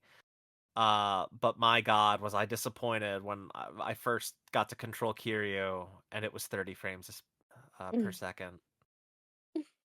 That killed Amorphication me. complete. Oh my god, it's uncanny. I'm sorry. Whenever I hear the word uncanny, I think of that scene from Team America. Oh, Jesus Christ. Yeah, 30 frames per second really bummed me out. I got used to it, but it really bummed me out coming off two 60 frame per second video games in the same franchise. I was I don't know. It doesn't bother me the frames in this game. Yeah, frame rate, It, like it's a Same weird thing it's with like something that conversation. GTA. It's like, it's something that never used to bother me, and I feel like this generation it really has become a thing that I actually kind of look for. I think because traditionally the conversation of frame rates has always been like because I had a gaming PC in high school and I played a lot, and I had friends who played games almost exclusively on PC. Hmm. And that conversation seemed to historically have always been a console versus PC gamer conversation, where PC gamers were very vocal about it because they were always used to the higher frame rates. Hmm. But I think the reason you bring up, Mark, that it's becoming more of a thing is because consoles at this point, it's almost becoming standard for them to meet that bare minimum. As PCs, More you can even raise the frame rates even higher if you want to. 60 has kind of become a standard that everybody's shooting for, and when well, it's below that, it's starting to become more noticeable for predominantly. I think the bigger thing is like if there's some game genres that you always want to make sure you have 60 frames. I feel like it's shooters, Yeah, yeah. platformers, and action games, and this is that last one. I know. No, And no, I know, I know. yeah, so that's kind of the thing that's kind of my sticking point about it. And I again, guess, for us to come off of two games, or again, Zero, and I spent additional time replaying or revisiting Kiwami 1, for us to see two games in this series, the last two games be 60 frames, and then this one be 30. And I'm guessing 6 is going to be 30 as well, which came out in between all these, because it's using the same engine. I guess It's what I was trying to get at is that I did not notice it, and I yeah. tend, generally speaking, unless it's like a first-person shooter, not to really be able to tell the difference between frame rates in video games. At least movies, I can tell. Like with The Hobbit and whatnot, I can tell Yeah, the difference in frame rates. right. But with video games, for whatever reason, I can't really. As long as it's just a stable 30 or 60, I can't. Unless it's like a first-person shooter, it's a little more noticeable. But so I didn't really bother me any much. Like I said, it's something that for the majority of my life playing video games, it never used to bother me, and now it kind of does, especially when And I I'm think it's playing for the micro reason I games. said that it's consoles have kind of reached that standard of 60 with current technology, so it's Yeah, or becoming more noticeable for you. at the very least they're trying to. But one other thing that kind of bothered me personally, and I got used to this too. I guess we could talk about some other like additions or gameplay modifications that they made. We can talk a little more about the stomach gauge if you want, but the thing that the other first initial thing that I was like, "Oh, you can't be serious," is the fact that Kiryu has a permanent walk. Um I wasn't really a fan of that. It was like either slow stroll or sprint. There was no in Oh, between. Yeah. gotcha. I didn't like that either, but I got used to that. Yeah, I think I got used to it too. I don't remember it bothering me too much. You know. It's the little things that piss me off, guys. It's 30 frames and a permanent walk. It just like come on, that'll ruin a game. That'll I ruin a game for me. I think it's worth noting I played this game on the Portal mostly, and it actually Oh, was a okay. pretty decent experience. Cool. Handheld. Yeah, I could see that. Yeah. I did some cabaret club on my Portal for a little bit. Nice. So that was good. But I do like seeing Kamurocho on the OLED screen, so I Yeah, tried yeah. to play as much as I could on my TV. It's a pretty district, that Kamurocho. Yeah, I Except for love when the neon. those Is thugs Camera come out and start beating you so? up. This might be ignorant. I just never looked it up. Is Kamurocho an actual neighborhood in Tokyo, or No, but is it fictional? it's fictional but based on a real location. Okay. It's based on Kabukicho in Shinjuku. And I'm assuming Sotenbury is the same for Osaka. Dotonbori in Osaka, yeah. Okay. So they're both they're fictionalized, but they're based on real life locations. If you look at like Basically, some like Grand Theft again, like Grand Theft Auto, like yeah, yeah, like how Liberty City is basically New New York York, and Vice City, Miami, Los etc. Santos, yeah, Las Venturas, yeah. But like if you look at like especially Sotenbori and looking at its real life counterpart Dotonbori, like you see very clearly like, oh yeah, like this is basically a real life place, just has a different Right. name. Even down to like having restaurants with like a huge fucking lit up crab up top. It's like Hmm. there's photos of that too, where it's like, oh yeah, this is really based in reality. Yeah. So it's like Jason. It's like Versus 13. It's a fantasy based on reality. Oh my God, stop. Um, yeah. Did you guys want to? I actually, uh, since we can now circle back to this. I did also really like the higher emphasis on like eating at restaurants I and love going to the restaurants. It was so fun. the meal bonuses and stuff were a nice touch, giving experience for that. It Hmm. kind of they did a good job to incentivize going to them versus just in Zero and Kiwami, it was mostly just fill out completion. Yeah. Yeah. And in here, it's like, no, you actually get a very useful, tangible reward out of doing it. Yeah. Right. I like that more for Yeah. sure. I mean, they And did heal the food you looks better. real. I love it. Yeah, It's like yeah. actually it might be a picture of real food put into the game if now that I think about it. I think Could that's be. actually how they create those models Yeah. Well, nowadays, yeah. at least. There's also something to be discussed about. It might not even be real food, but it might be. Have you guys ever been to like a Japanese marketplace? Hmm. So, did they have the display outside of like a restaurant that had like very convincingly similar models of the food, but like made Yeah. out of like yeah. So it could have been like something like that where they made those and then took real photos of them or something. Hmm. Actually, I'm sure. I don't know. I don't even think about it because I've seen that stuff a lot at real life locations. So there probably was a lot of that in this game, and I just didn't even pay any attention to it. Mm. Yeah. Like walking by a restaurant. I played Monster Hunter not too long before this game, Oh and yeah. between this game and Monster Hunter I was like craving steak so hardcore. So I got Japanese steak and it was great. Hell yeah. Yeah. Good stuff. Hey, Also, as Haruka says, you got to eat your vegetables, Uncle Kaz. Yeah, there you go. you do gotta eat your vegetables. Um, I love that there was also this is a real life restaurant. I don't know if the logo was the same. Actually, I feel like it was, but one of the restaurants in Sotenbori Gyukaku, that is a real life place that I've Oh been yeah, I've been to. there. It's very Yeah, good. it's so good. I don't know if there were other restaurants that are real restaurants um featured in the games, but that one I would definitely stood imagine out there to me. are. Yeah, yeah.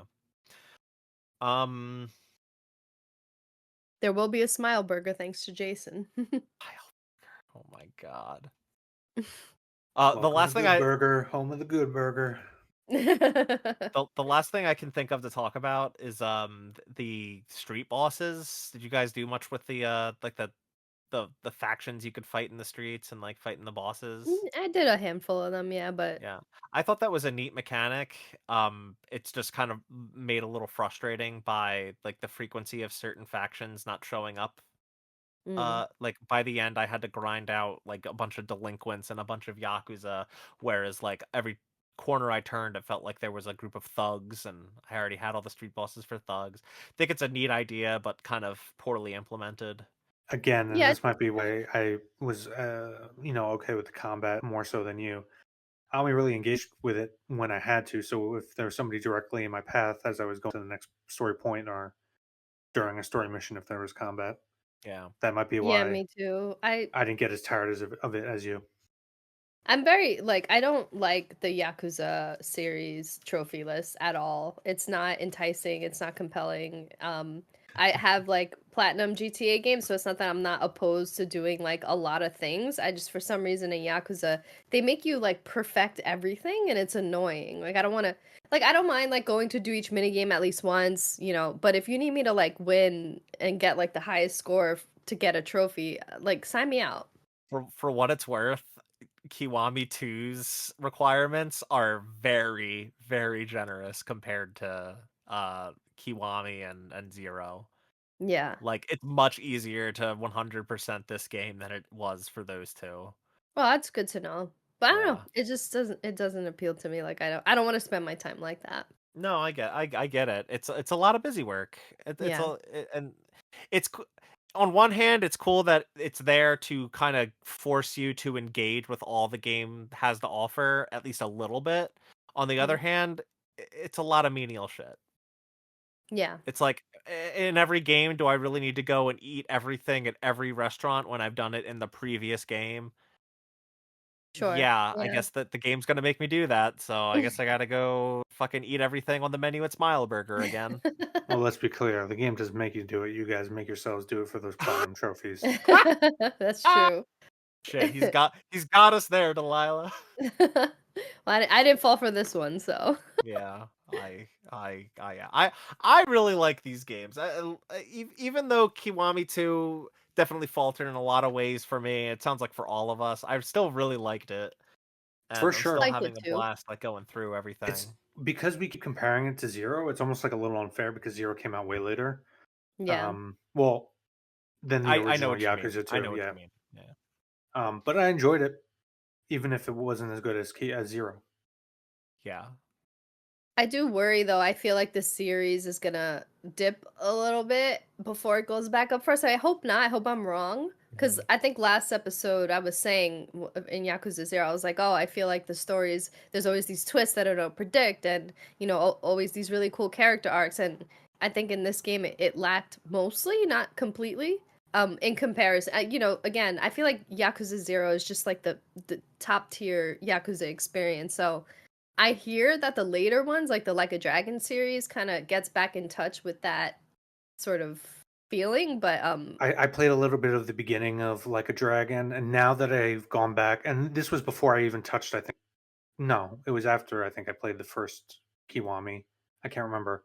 I didn't play much of Like a Dragon, but I did play Just the beginning, and to be cl- I can see like with Zero, the more it very much is getting to that level from the little I played. Yeah, to be clear, in case anyone is like trying to correct this for us, or someone listening might not be fully aware, the whole franchise is called Like a Dragon. It's just the name Yakuza was used in the West because that name just worked better for marketing than it Mhm. does, and they weren't going to name those games Yakuza in Japan because Yeah. Yakuza is kind of a taboo thing.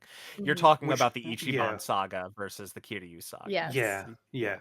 Which is why I think going into us doing this series originally, I had much more anticipation of more like traditional crime drama than what it kind of is, which is a crime drama, but a lot more, as we said before, striking the balance of that tone between silly shonen battle Yeah. manga and when it takes itself It's seriously. it's focused more on the characters than the crime, and it's also, yeah, striking that Which balance. the name Yakuza, which as you're saying was used for Western marketing, probably gives that misunderstanding to people from Yes. the West playing it. Yeah, Whereas Ryuga Gotoku, Like a Dragon, like it sounds like that's a shonen battle manga. Yeah, yeah, and that is truly that's truly the name of the franchise, and that's kind of, what they've been trying to course correct since Yakuza Like a Dragon, since the Ichiban saga started. Now they're using that as the name for the franchise,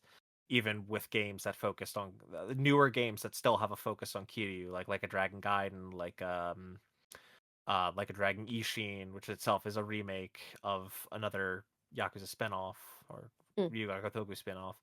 So the name also just yeah, makes more sense in the context of the story because he's the Dragon of Dojima. And he's kind of Yeah. over the course of these games trying to discover who he is, right, what a man and he is.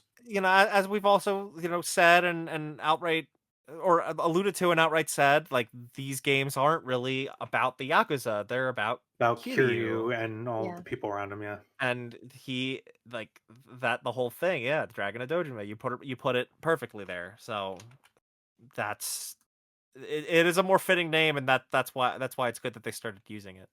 I feel like we got on a real big tangent. I'm not sure how we got here. But we basically talked about everything I think we planned on talking about. Yeah, yeah. So, but I is think there that's a anything good else? way. That's a good way to end it because like now having played three of these games from 0 to 1, Kiwami 1 to 2, we get it, and we're kind of like even if we are a little let down by something in one of the older games, we're still enjoying it for the most part. Mhm.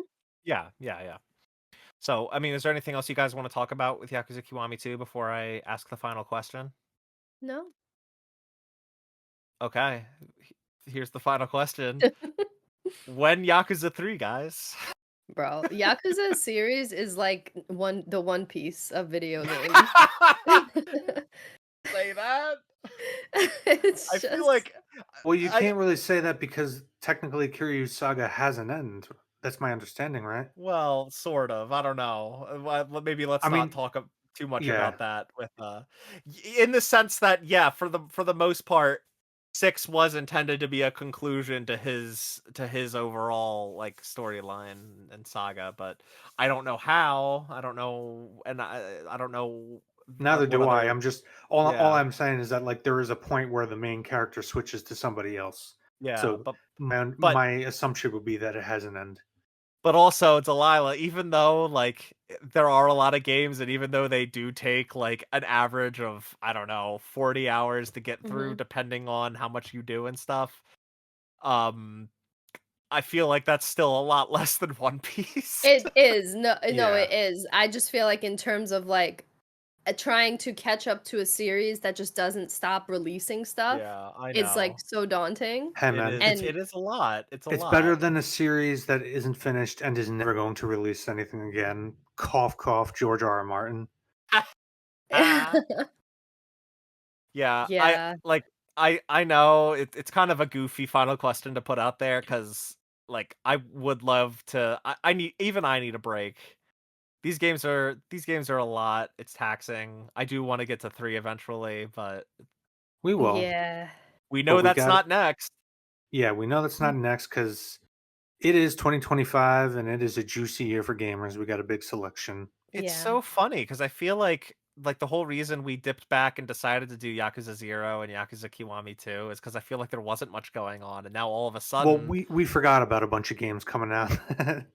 It's not that we forgot, it's that, like, some release dates have come out. There were games Mm. that I didn't think you guys were gonna be interested in talking about or playing, and now there's a Oh reason we're boy. all very interested in talking about this next game that we're gonna be covering. Oh boy. So but, like, I don't think going into this year we had a release date for, say, like, Death Stranding 2, which looms very close now. That's true. That was relatively recent that we got, yeah. Yeah, and, like, I don't know, I feel like a lot of things crept up on us, and it's Yeah. like, Yeah, man, definitely. we just wanted to dip back to some classics. Oh boy, and So, summer's going hard now for gaming. I'm like, I'm trying to be outside, and all these bangers are releasing. My goodness. Yeah, yeah, the summer weather is finally kicking in for Delilah and me. We live Yeah. in pretty close to each other, so yeah. Mhm. It's raining right now, but it's getting warm. Yeah, it's no, raining but here it's too, been in like actually. the 70s, as high as low 80s. Yeah, it's beautiful. Mhm. Yeah, but I have seasonal allergies, so no outside for me. Oh no. Sorry, I'd rather stay in I and feel genuinely bad. not tear my eyes out. Anyway, enough playing around here. Jason, what is the next game that we're talking about? Claire Obscure Expedition 33. I was trying to do a really bad French accent That was again. terrible That French. was terrible. And why would you want to speak I am French French. anyway? Why do you think I have this outrageous accent? I sound like some mixture of French, Spanish. I don't know. I can't do it. German? And German. Yeah, I can't do a French accent. I'm horrible at it. I Yeah, can do other well, accents, just not French. none of they don't speak French in this fucking game, do they? No, but There's Uh, you can tell the voice acting was done in French and dubbed. well, Mhm. Yeah, okay. I mean, they got we'll some talk pretty about it when we big. talk about the game because that's our next episode. Yeah, that's our next episode. Everyone keeps talking about Clair Obscure Expedition 33, and I was looking forward to this game. I did not expect it to be this much of a talking point, so we're going to be talking about that next time. Actually, Uh, technically, before that, we are going well, to be continuing. Yes. yeah, ongoing. Like this episode will probably come out after we've wrapped up with it, but yeah, ongoing. We've been talking about The Last of Us season 2 as it's been coming out, kind of 2 episodes at a time. So this it'll probably be moot by the time this episode comes out because I don't want to interrupt those episodes for this. This will probably come out after. So if you watched Yeah. The Last of Us season 2, I hope you listened to those episodes. And if you're playing Clair Obscure Expedition 33, I hope you'll tune in next time. If you listen to this episode, thank you so much. If you listened on YouTube, again, thank you. Please like the episode, leave us a comment, tell us what you like, tell us what you don't like, subscribe to the channel, share the show with your family, your friends, your pets, whomever, with your local Yakuza family, see if they want to listen to our thoughts on the Dragon of Dojima. I'm sure someone that they revere very, very closely. Yeah. Um, if Hit you those listen on likes. If you can get us our subscribe counts up to certain numbers, I don't know. Maybe we can do something like I'll dress up like Majima. I think I could pull it off when my hair I've is yeah, thought usually a about little cosplaying longer. as Majima When for my sure. hair is a little longer, I'm not skinny. I'm not skinny enough to do it completely, but like general look, you like don't I've got a similar hairline. I can do the mustache. you don't think you could pull off the snakeskin jacket without a shirt underneath? I think you could. I could, but I'm hairier than he is, so Have to get an eye patch though. that's fine. You gonna keep the That could glasses actually on? You're just gonna that could cover one of the lenses? no, I can take the glasses off and still see. And Oh, I could use okay. the eye patch for other things. Having an eye patch is cool, like Snake Plissken. Yeah, there you go. I Like can Snake just Plissken. Or yeah. Iroquois Pliskin, for No, that matter. call me Snake. Oh wait, he doesn't have an eye patch. What am I talking about? Yeah. Whoa. All right. Now we're getting too much Wow. of the weeds.